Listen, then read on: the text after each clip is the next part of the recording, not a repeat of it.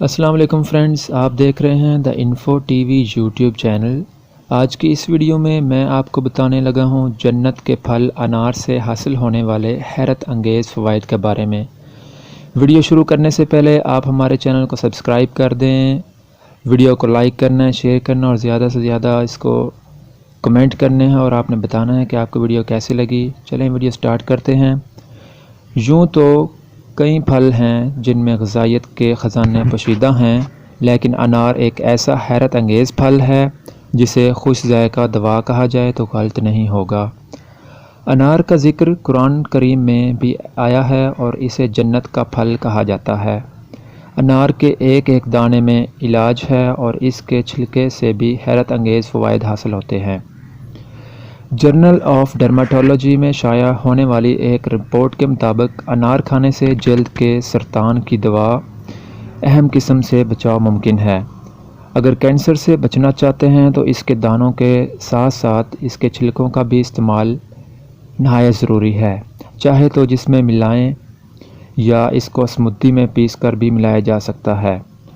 انار ذیابیطس کو بھی کنٹرول کرتا ہے، اس کو سلاد میں ملا کر بھی کھایا جائے تو یہ ذیابیطس کے مریضوں کے لیے ایک مکمل اور محفوظ غذا ہے۔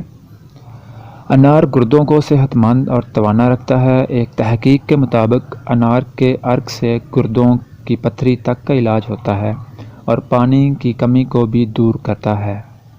جگر کے مریضوں کے لیے اس کا استعمال بہترین ہے۔ جگر کا وہ حصہ جو بیماریوں کی وجہ سے خراب بھی ہو جاتا ہے، یہ حیرت انگیز پھل اس نئے سرے سے تشکیل دے دیتا ہے۔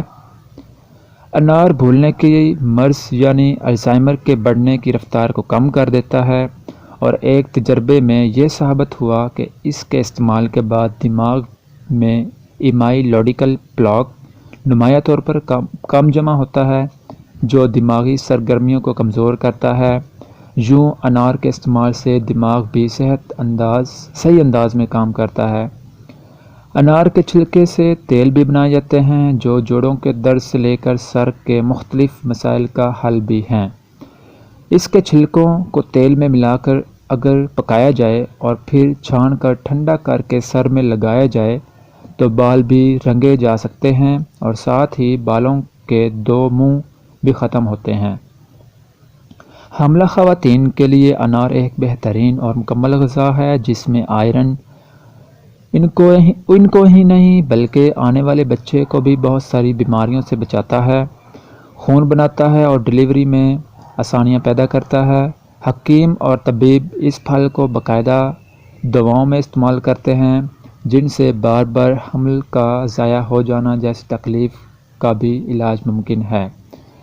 آج کا ڈینگی اور ملیریا پھیلا ہوا ہے اور ساتھ ہی اس پھل کی وافر مقدار بازار میں موجود ہے۔